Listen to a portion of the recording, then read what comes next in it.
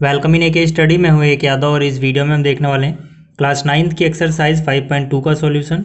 इससे पहले की वीडियोस के लिंक आपको इस वीडियो के डिस्क्रिप्शन में मिल जाएंगे और अगर आप साइंस की वीडियोस देखना चाहते हैं तो आप विजिट कर सकते हैं साइंस AK स्टडी 1024 पे।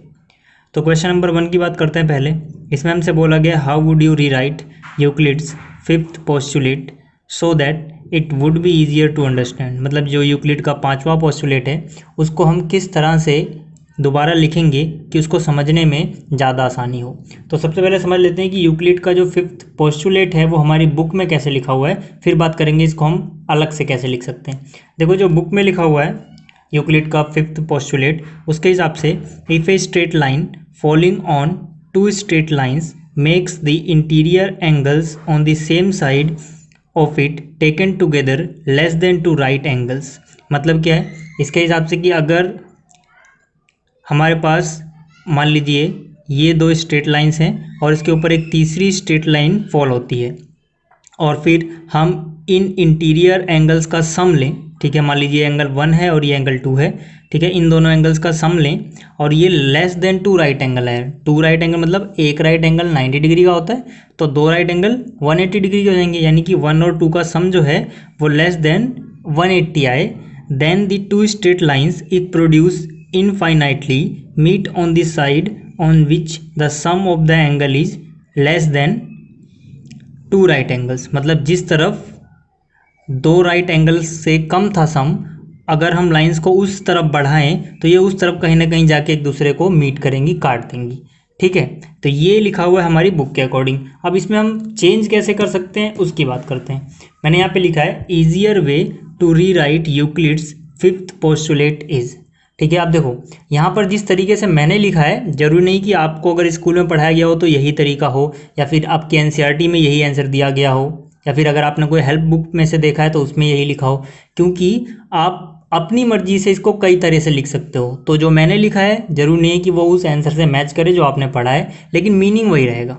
ठीक है ना, तो क्योंकि इसके बहुत सारे आंसर हो सकते हैं।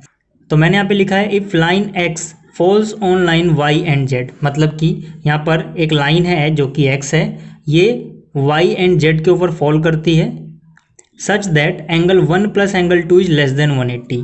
कुछ इस तरह से कि एंगल 1 और एंगल 2 को अगर हम जोड़ रहे हैं तो उसका सम लेस देन 180 आ रहा है।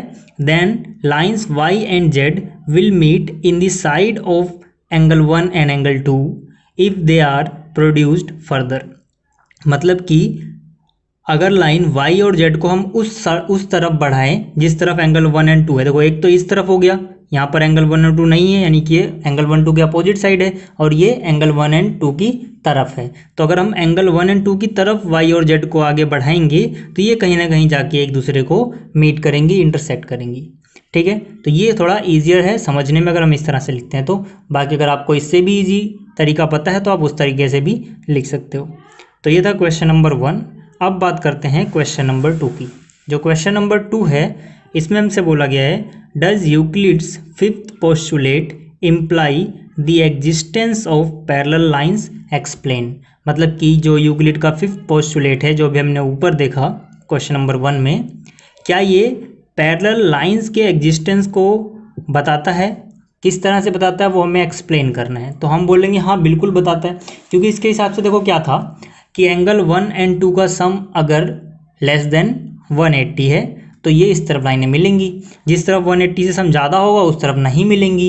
लेकिन अगर 180 के इक्वल हो तो किसी तरफ भी नहीं मिलेंगी। ठीक है ना, क्योंकि अगर लेस देन होगा 180 से ना दोनों का सम तभी तो मिलेंगी, ग्रेटर में तो वैसे भी नहीं मिल रही थी। और अगर इक्वल हो जाए तो 1 एंड 2 का सम 180 हुआ, इधर का भी सम 180 हो जाएगा जो यहाँ पर और यहाँ पर होगा, तो मतलब ये किसी भी तरफ नहीं मिलेंगी, यानी पैरेलल लाइन हो जाएंगी। तो यहाँ पर हम बोलेंगे yes it imply the existence of parallel lines because if sum of interior angles is equal to 180, ना ग्रेटर हो ना लेस हो, बल्कि क्या हो, इक्वल हो। Equal to 180 means angle 1 plus angle 2 is equal to 180, then lines will be parallel. तब line क्या हो जाएंगी, पैरेलल हो जाएंगी। यहाँ पे मैंने इसको समझा भी रखा है थोड़ा और अच्छे से। मैंने यहाँ पे फिगर बनाई है, ये लाइन x है, ये y है, ये z है, ये 1 और ये 2। तो मैंने यहाँ पे लिखा इफ़ 1 + 2 इज़ 180 देन ये इम्प्लाई करेगा y is parallel to z। y क्या हो जाएगा, z के पैरेलल। तो उम्मीद आपको ये दोनों क्वेश्चन समझ में आ गए होंगे। Thanks for watching. जल्दी ही मिलते हैं अगली वीडियो में।